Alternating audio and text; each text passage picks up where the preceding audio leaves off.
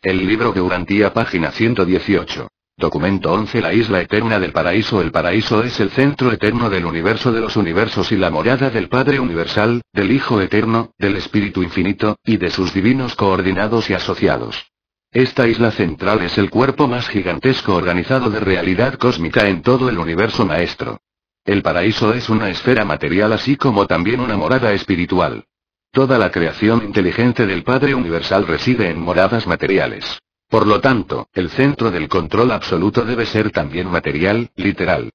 Nuevamente debe reiterarse que las cosas y los seres espirituales son reales. La belleza material del paraíso consiste en la magnificencia de su perfección física. La grandiosidad de la isla de Dios se exhibe en las estupendas realizaciones intelectuales y en el desarrollo de la mente de sus habitantes. La gloria de la isla central se muestra en la dote infinita de personalidad espiritual divina, la luz de la vida. Pero las profundidades de la belleza espiritual y las maravillas de este conjunto magnífico están totalmente más allá de la comprensión de la mente finita de las criaturas materiales. La gloria y el esplendor espiritual de la morada divina son imposibles de comprender para los mortales. Y el paraíso existe desde la eternidad. No hay archivos ni tradiciones respecto al origen de esta isla nuclear de luz y de vida. 1. La morada divina. El paraíso sirve muchos propósitos en la administración de los reinos universales, pero para los seres criaturas existe fundamentalmente como morada de la deidad. La presencia personal del Padre Universal reside en el centro mismo de la superficie superior de esta morada de las deidades, la cual es casi circular, pero no esférica. Esta presencia paradisíaca del Padre Universal está inmediatamente rodeada por la presencia personal del Hijo Eterno, mientras que ambos están envueltos en la gloria inenarrable del Espíritu Infinito. Dios habita, ha habitado y habitará por siempre en esta misma morada central y eterna. Siempre lo hemos hallado allí y siempre allí lo hallaremos. El Padre Universal está cósmicamente enfocado, espiritualmente personalizado, y geográficamente reside en este centro del universo de los universos. Todos sabemos el camino directo a seguir para encontrar al Padre Universal. Vosotros no podéis comprender mucho acerca de la morada divina debido a lo remota que está de vosotros y a la inmensidad del espacio que os separa de ella, pero los que pueden comprender el significado de estas distancias enormes conocen la ubicación y morada de Dios tan certera y literalmente como vosotros conocéis la ubicación de Nueva York, Londres, Roma o Singapur, ciudades definitiva y geográficamente situadas en Urantía. Si fueras un navegante hábil, equipado de nave, mapas y brújula, podrías encontrar fácilmente estas ciudades. Asimismo, si tuvieras página 119 el tiempo, los medios de viaje y estuvieras calificado espiritualmente, y contaras con la guía necesaria, podrías pilotear de universo en universo y de circuito en circuito, viajando siempre hacia el interior a través de los dominios estelares, hasta que por fin te hallarías ante el resplandor central de la gloria espiritual del Padre Universal. Provistos de todo lo necesario para el viaje, es tan posible encontrar la presencia personal de Dios en el centro de todas las cosas como lo sería encontrar ciudades distantes en tu propio planeta. El hecho de que tú no hayas visitado estos sitios no refuta en modo alguno su realidad ni su existencia auténtica.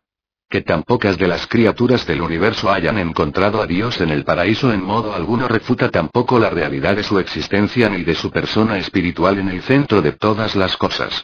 El Padre ha de ser hallado siempre en esta ubicación central.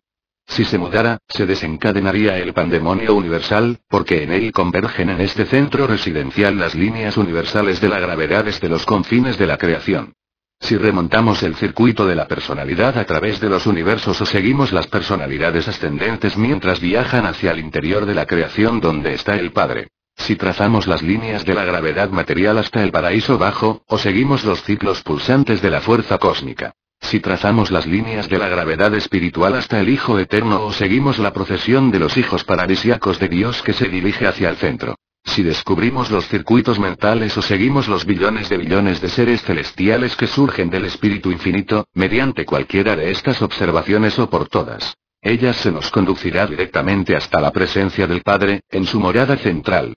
Aquí, Dios está personal, literal y realmente presente, y desde su ser infinito fluyen los caudales de las corrientes de la vida, la energía y la personalidad para todos los universos. 2. La naturaleza de la isla eterna, puesto que estáis comenzando a vislumbrar la enormidad del universo material discernible incluso desde vuestra ubicación astronómica, vuestra posición espacial en los sistemas estelares, debería ser evidente para vosotros que un universo material tan extraordinario ha de contar con una capital adecuada y digna, un centro de gobierno a la altura de la dignidad e infinitud del soberano universal de toda esa vasta creación de reinos materiales y seres vivientes. El paraíso difiere en su forma de los cuerpos espaciales habitados. No es esférico. Es definidamente elipsoide, siendo un sexto más largo en su diámetro norte-sur que en su diámetro este-oeste. La isla central es esencialmente plana, y la distancia desde la superficie superior hasta la superficie inferior es un décimo del diámetro este-oeste. Estas diferencias en dimensiones, consideradas juntamente con su estado estacionario y la mayor presión exterior de fuerza-energía en el extremo norte de la isla, permiten establecer dirección absoluta en el universo maestro. La isla central se divide geográficamente en tres ámbitos de actividad. 1. El paraíso superior. 2. El paraíso periférico. 3. El paraíso bajo. La superficie del paraíso ocupada por las actividades de personalidad se define como la zona superior, y la superficie opuesta, como la zona baja. La periferia del paraíso provee actividades que no son estrictamente ni personales ni no personales. Página 120. La Trinidad parece dominar el plano personal o superior, el absoluto no cualificado, el plano inferior o impersonal. Casi no concebimos al absoluto no cualificado como una persona, pero consideramos que la presencia funcional en el espacio de este absoluto se halla enfocado en el paraíso bajo. La isla eterna está compuesta de una sola forma de materialización, sistemas estacionarios de realidad. Esta substancia literal del paraíso es una organización homogénea de potencia espacial que no se encuentra en ninguna otra parte del vasto universo de los universos. Ha recibido muchos nombres en diferentes universos, y los Melquisedec de Nevadón desde hace mucho tiempo la han denominado como Absolutum. Este material del paraíso no está ni muerto ni vivo. Es la expresión original no espiritual de la primera fuente y centro. Es paraíso, y el paraíso no tiene duplicado. Nos parece que la primera fuente y centro ha concentrado todo el potencial absoluto para la realidad cósmica en el paraíso como parte de su técnica de autoliberación de las limitaciones de la infinidad, como medio para posibilitar la creación subinfinita, incluso espacio-temporal. Pero de ello no se desprende que el paraíso esté limitado por el tiempo y el espacio tan solo porque el universo de los universos revela estas cualidades. El paraíso existe sin tiempo y no tiene ubicación en el espacio. A grandes rasgos. El espacio al parecer se origina apenas debajo del paraíso bajo. Y el tiempo, apenas encima del paraíso superior. El tiempo, tal como vosotros lo entendéis, no es un rasgo de la existencia en el paraíso, aunque los habitantes de la isla central están plenamente conscientes de la secuencia de eventos sin tiempo. El movimiento no es inherente al paraíso. Es volitivo. Pero el concepto de distancia, incluso distancia absoluta, tiene gran significado en cuanto se lo pueda aplicar a ubicaciones relativas en el paraíso. El paraíso no es espacial. Por lo tanto sus áreas son absolutas y por consiguiente útiles de muchas maneras más allá del concepto de la mente mortal. 3. El paraíso superior. En el paraíso superior hay tres grandes esferas de actividad, la presencia de la deidad, la esfera santísima, y el área santa. La vasta región que rodea inmediatamente la presencia de las deidades se reserva como la esfera santísima para las funciones de adoración, trinidización y elevado logro espiritual. No hay estructuras materiales ni creaciones puramente intelectuales en esta zona. No podrían existir allí. Es inútil para mí intentar describir para la mente humana, la naturaleza divina y la esplendorosa magnitud de la esfera santísima del paraíso. Este dominio es completamente espiritual, y vosotros sois casi completamente materiales. Una realidad puramente espiritual es, para un ser puramente material, aparentemente inexistente.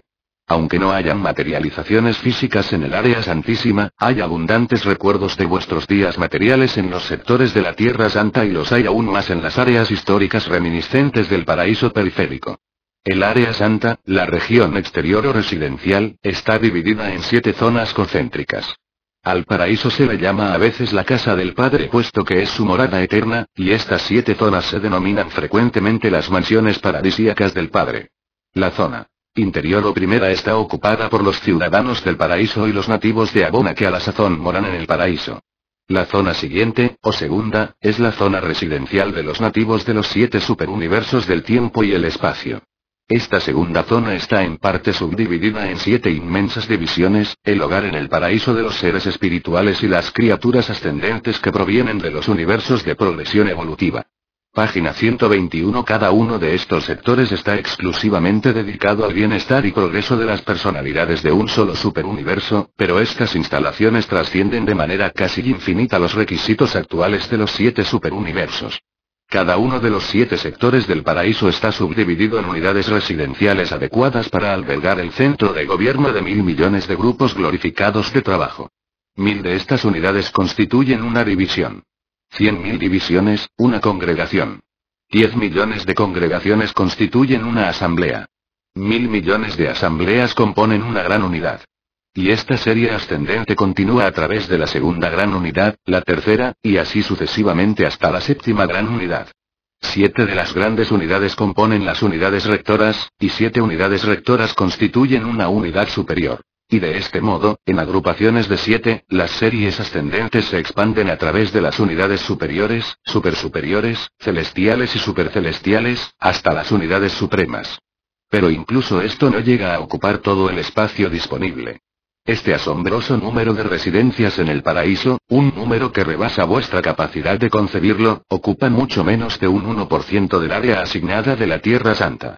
Aún hay lugar de sobra para los que están en camino hacia adentro, e incluso para los que no comenzarán la ascensión al paraíso sino hasta los tiempos del futuro eterno. 4. Paraíso periférico. La isla central termina abruptamente en la periferia, pero su extensión es tan enorme que su ángulo terminal es relativamente indiscernible dentro de un área circunscrita. La superficie periférica del paraíso está ocupada, en parte, por los campos de desembarco y de envío de distintos grupos de personalidades espirituales. Puesto que las zonas no ocupadas del espacio casi infringen en la periferia, todos los transportes de personalidad destinados al paraíso aterrizan en estas regiones. Ni el paraíso superior ni el bajo son accesibles para los supermafines de transporte ni otros tipos de viajeros del espacio. Los 7 espíritus rectores tienen su sede personal de poder y autoridad en las 7 esferas del espíritu, que giran alrededor del paraíso en el espacio entre los orbes resplandecientes del Hijo y el circuito interno de los mundos de Agona, pero mantienen sedes centrales de la focalización de la fuerza en la periferia del paraíso. Aquí, las presencias de los 7 directores supremos del poder que giran lentamente, indican la ubicación de las 7 estaciones de transmisión para ciertas energías del paraíso que salen a los 7 superuniversos. Aquí en el paraíso periférico están las enormes áreas de exhibición histórica y profética asignadas a los hijos creadores, dedicadas a los universos locales del tiempo y el espacio. Hay tan solo 7 billones de estas reservaciones históricas ya establecidas o en reserva, pero estas instalaciones, en suma, ocupan solamente alrededor de un 4% de esa porción del área periférica así asignada. Inferimos que estas vastas reservas pertenecen a creaciones que, alguna vez han de situarse más allá de las fronteras de los 7 superuniversos habitados que se conocen ahora. Esa porción del paraíso que se ha designado para el uso de los universos existentes está ocupada solo de 1 a 4%, en tanto el área asignada a estas actividades es por lo menos 1 millón de veces mayor de lo que se requiere para ese objeto. El paraíso es suficientemente grande para dar cabida a las actividades de una creación casi infinita. Pero un intento ulterior de divulgaros las glorias del paraíso sería inútil. Debéis esperar, y ascender mientras esperáis, porque verdaderamente el ojo no ha visto, ni el oído ha oído, ni ha entrado en la mente del hombre mortal, lo que el Padre página 122 Universal ha preparado para los que sobreviven la vida en la carne de los mundos del tiempo y el espacio. 5. El paraíso bajo. En cuanto al paraíso bajo, sabemos tan solo lo que se ha revelado. Las personalidades no habitan allí. Nada tiene que ver con los asuntos de las inteligencias espirituales, ni tampoco funciona allí el absoluto de deidad. Se nos informa de que todos los circuitos de la energía física y la fuerza cósmica tienen su origen en el paraíso bajo, y que éste está constituido de la siguiente manera. 1. Directamente debajo de la ubicación de la Trinidad, en la porción central del paraíso bajo, se encuentra la desconocida y no revelada zona de la infinidad. 2. Esta zona está inmediatamente rodeada por un área inominada. 3. En los límites exteriores de la superficie inferior hay una región que tiene que ver principalmente con la potencia del espacio y la fuerza energía. Las actividades de este vasto centro elíptico de fuerza no son identificables con las funciones conocidas de cualquier triunidad, pero la carga primordial de fuerza del espacio parece estar enfocada en esta zona. Este centro consta de 3 zonas elípticas concéntricas. La más interior es el punto focal de las actividades de fuerza-energía del paraíso mismo. La más exterior puede identificarse posiblemente con las funciones del absoluto no cualificado. Pero no estamos seguros respecto a las funciones espaciales de la zona intermedia. La zona interior de este centro de fuerza parece actuar como un corazón gigantesco cuyas pulsaciones dirigen las corrientes hacia los límites más exteriores del espacio físico. Dirige y modifica las energías de fuerza, pero no podemos decir que las impulsa. La realidad de presencia de esta fuerza primaria es definidamente mayor en el extremo norte del centro del paraíso que en las regiones del sur. Esta es una diferencia que es registrada con uniformidad. La fuerza matriz del espacio parece fluir hacia adentro en el sur y hacia afuera en el norte mediante la operación de un sistema circulatorio desconocido que se ocupa de la difusión de esta forma básica de fuerza-energía. De vez en cuando también se observan diferencias en las presiones este-oeste. Las fuerzas que emanan de esta zona no responden a la gravedad física observable, pero siempre obedecen a la gravedad del paraíso. La zona intermedia del centro de fuerza rodea directamente esta área. Esta zona intermedia parece ser estática excepto que se expande y contrae a través de 3 ciclos de actividad. La menor de estas pulsaciones es en dirección este-oeste, la siguiente, en sentido norte-sur, mientras que la fluctuación más grande se halla en todas direcciones, una expansión y contracción generalizada. La función de esta área intermedia nunca ha sido verdaderamente identificada, pero debe tener algo que ver con los ajustes recíprocos entre las zonas interior y exterior del centro de fuerza.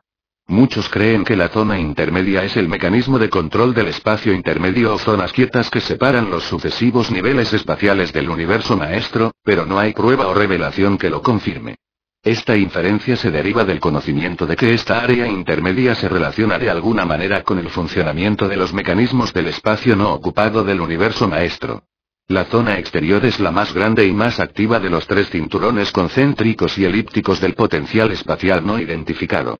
Esta área es el sitio de actividades inimaginadas, el punto central del circuito de emanaciones que van hacia el espacio en todas direcciones hasta los límites más exteriores de los 7 páginas 123 superuniversos y más allá hasta extenderse a los dominios enormes e incomprensibles de todo el espacio exterior. Esta presencia espacial es enteramente impersonal a pesar de que de alguna manera no revelada parece responder indirectamente a la voluntad y mandatos de las deidades infinitas cuando actúan como Trinidad. Se cree que este sea el punto de enfoque central, el centro paradisíaco de la presencia espacial del absoluto no cualificado. Todas las formas de fuerza y todas las fases de la energía parecen encontrarse en circuitos. Circulan por el universo y regresan por rutas definidas. Pero con las emanaciones de la zona activada del absoluto no cualificado parece que la dirección fuera hacia afuera o hacia adentro, pero nunca en ambas direcciones simultáneamente. Esta zona exterior pulsa en ciclos de edades de proporciones gigantescas. Durante poco más de 1000 millones de años de Urantia, la fuerza espacial sale de este centro. Luego, durante un período de tiempo semejante retornará. Y las manifestaciones de la fuerza espacial de este centro son universales. Se extienden por todas partes del espacio ocupable. Toda fuerza física, energía y materia son uno. Toda la fuerza-energía provino originalmente del paraíso bajo y finalmente después de completar su circuito espacial retornará allí. Pero no todas las organizaciones de material y de energía del universo de los universos vinieron del paraíso bajo en sus estados fenomenales presentes. El espacio es el seno de varias formas de energía y de premateria. Aunque la zona exterior del centro de fuerza en el paraíso es la fuente de las energías espaciales, el espacio no se origina allí. El espacio no es fuerza, ni energía ni poder. Tampoco explican las pulsaciones de esta zona la respiración del espacio, pero las fases de entrada y de salida de esta zona están sincronizadas con los ciclos de expansión-contracción de 2000 millones de años del espacio. 6. La respiración del espacio. No conocemos el mecanismo mismo de la respiración espacial. Meramente observamos que el entero espacio se contrae y se expande alternativamente. Esta respiración afecta tanto la extensión horizontal del espacio ocupado como las extensiones verticales del espacio desocupado que existen en los vastos depósitos de espacio por encima y por debajo del paraíso. Para intentar imaginar el perfil de volumen de estas reservas espaciales, podríais pensar en un reloj de arena.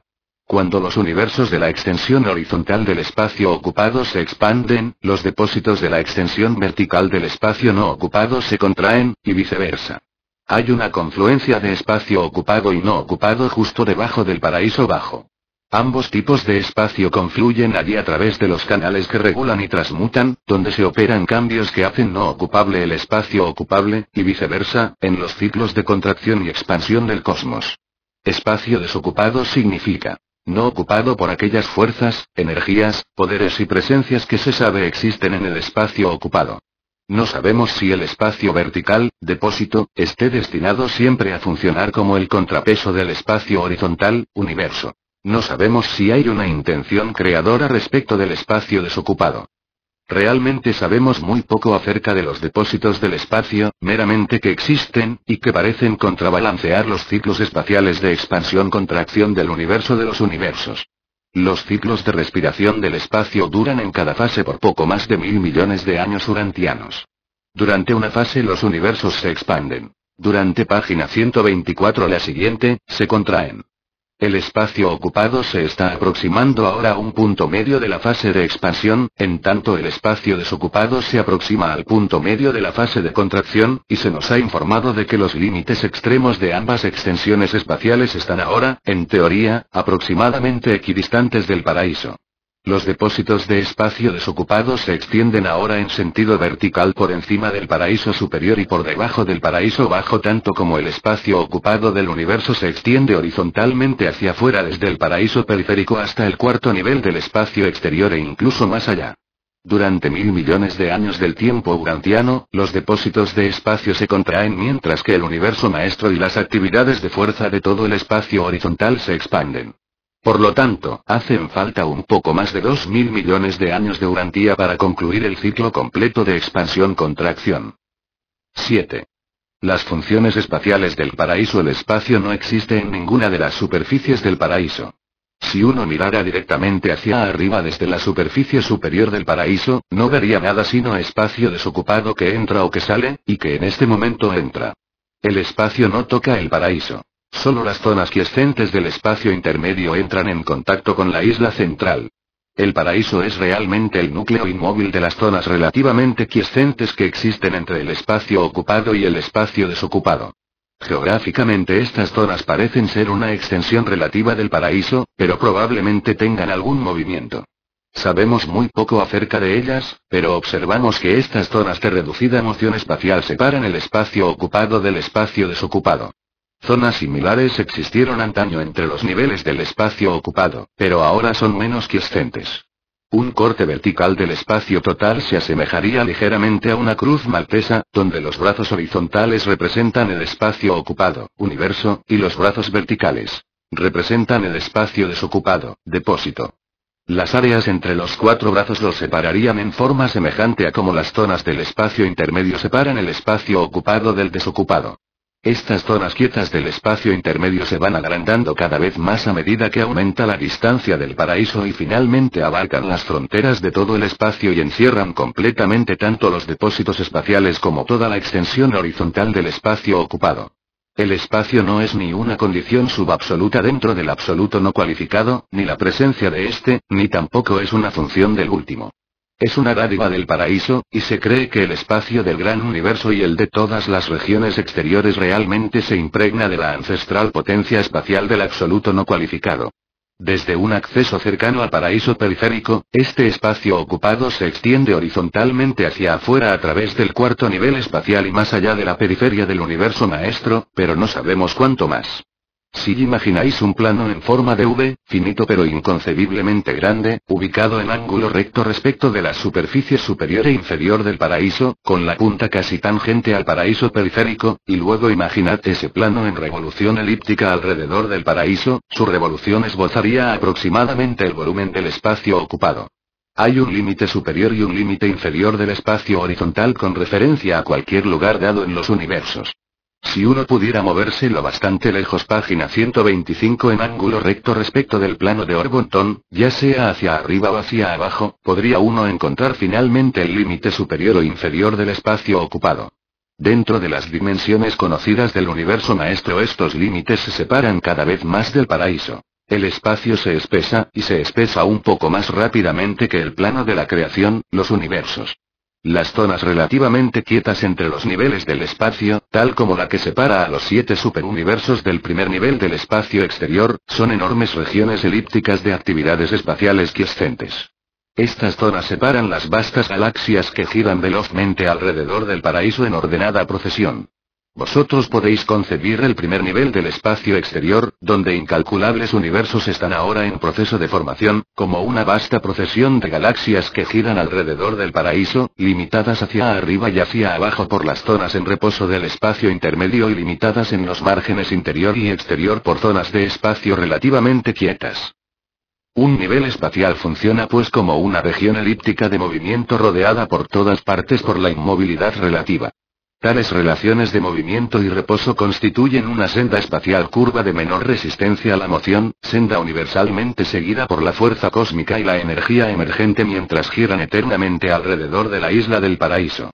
Esta zonificación alternada del universo maestro, asociada con el flujo alternado de las galaxias, en el sentido de las manecillas del reloj y en sentido contrario, es un factor en la estabilización de la gravedad física, concebido para prevenir el aumento de la presión de la gravedad hasta el punto de producirse actividades disruptivas o de dispersión.